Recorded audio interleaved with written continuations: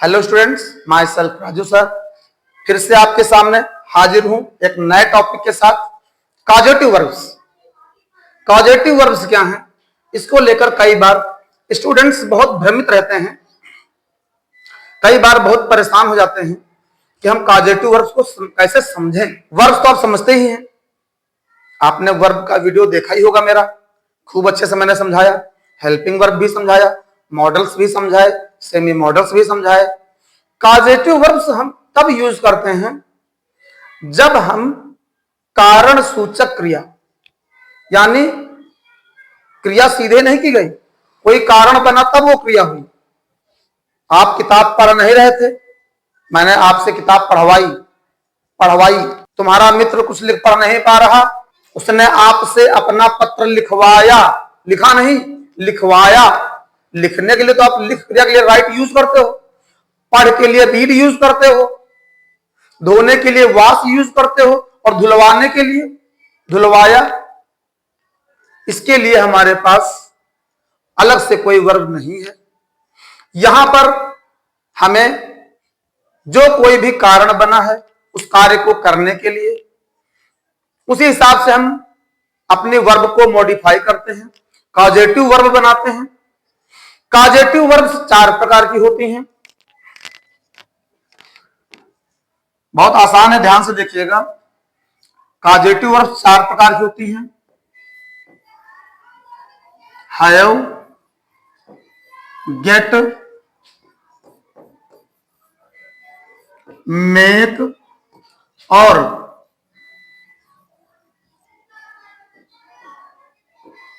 Cause to. इनको अगर हम ग्रुप बनाएं तो 2 ग्रुप बना सकते हैं, एक हैव गेट का और एक मेक और कॉज टू का। अब 2 ग्रुप कैसे बन गए, बहुत आसान, इसको भी समझना, ध्यान सुनते रहिएगा। हम दूसरों से अपना कार्य करवाएं तो हैव गेट के साथ V3 का यूज करेंगे, यानी हैव गेट का यूज करके हम V3 का यूज करेंगे। और दूसरों से उन्हीं का कार्य करवा दें, उनको उन्हीं का कार्य करने के लिए प्रेरित कर दें, तो हम मेक या कॉज टू का यूज करके V1 का यूज करते हैं। मतलब ये कि क्रिया का कोई ना कोई रूप हम देंगे तो ही, जब कोई हम रूप देंगे क्रिया का, वैसी स्थिति में ही हम, ये देखिए, हैव गेट के साथ V3 और मेक कॉज टू के साथ V1, और इस तरह से हम अपने कॉजेटिव वर्ब्स को बना लेते हैं। यानी कि 2 प्रकार बने, एक हैव और गेट कब यूज करेंगे, जब दूसरों से हम अपना कार्य करवाएं, अपना कार्य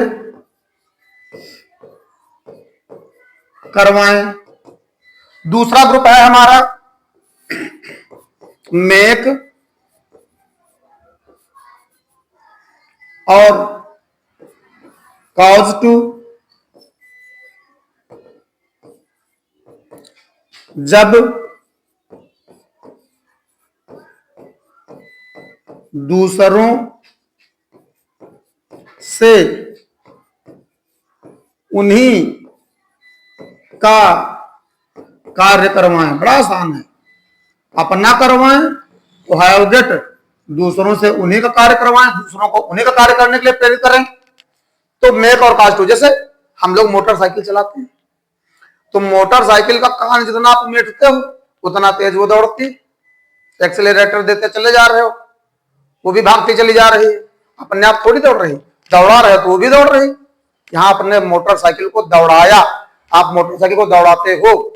यहां पर हम मेक या कॉज टू का यूज करेंगे क्योंकि आप उसमें प्रेरक हैं, आप उसके कॉज हैं, कारण हैं, और कार्य हो कौन किसका रहा, मोटरसाइकिल का।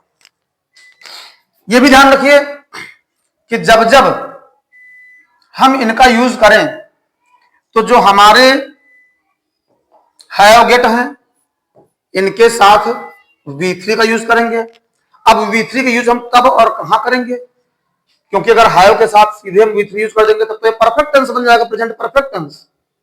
और गेट खुद फाइनाइट वर्ब है, इसके साथ हम कोई V3 देंगे तो एडजेक्टिव तो बन जाएगा, लेकिन फिर तालमेल बनने में मुश्किल आएगी। तो इसका मैं स्ट्रक्चर बताता हूं। जब भी आप हैव गेट का यूज करें तो देखिए सब्जेक्ट प्लस हैव या गेट दोनों में से किसी एक को यूज कर लीजिए। इसके बाद अपने ऑब्जेक्ट को लिख लीजिए और फिर V3 का यूज कर लीजिए।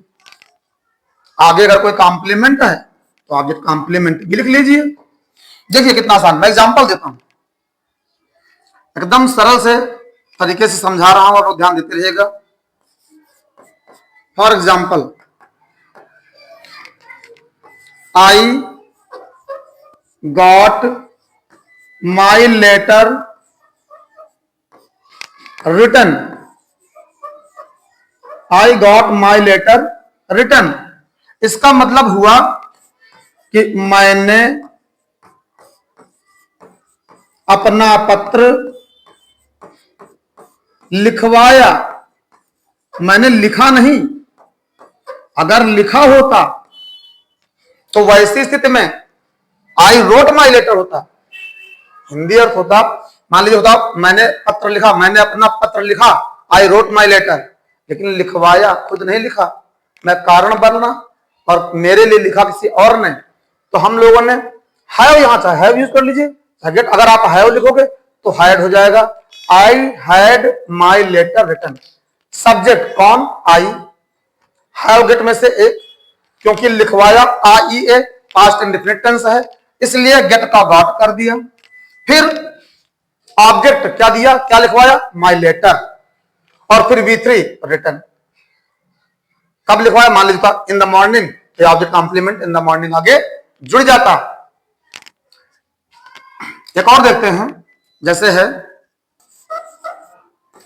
She has her work done from them. वाक्य का हिंदी अर्थ होगा कि उसने अपना कार्य उनसे करवाया है।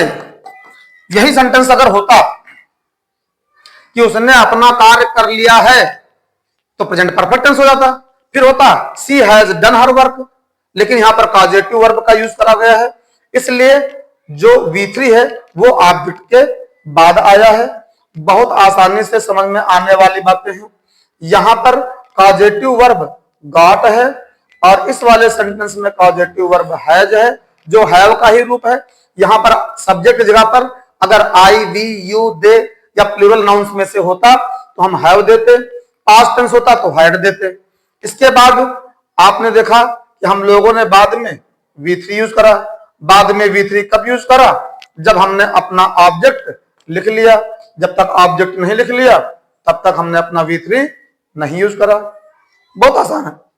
जो दूसरा एग्जांपल है इसमें आप ध्यान दें तो इसमें आपको मिलेगा कि कॉम्प्लीमेंट है फ्रॉम दे, फ्रॉम देम।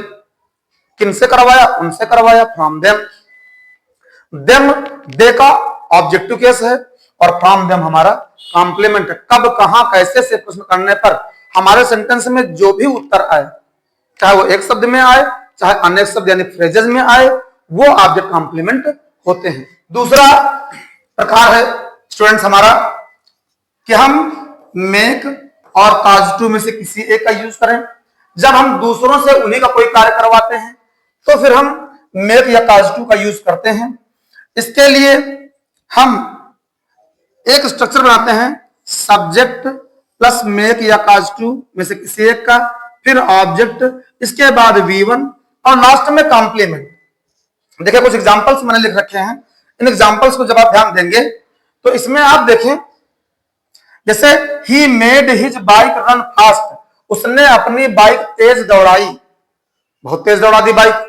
अब बाइक तेज दौड़ाई तो हमने, क्योंकि पास्ट इंडेफिनिट है, मेक कॉज टू में से मेड का यूज कर लिया, मेक का V2 मेड कर लिया और ऑब्जेक्ट हिज बाइक दे दिया, फिर V1 रन का प्रयोग करा और फास्ट, तेज के लिए फास्ट। इसके बाद दूसरा एग्जांपल देखिए, सब्जेक्ट है माय सिस्टर, कॉज्ड ये आपका कॉजेटिव वर्ब है।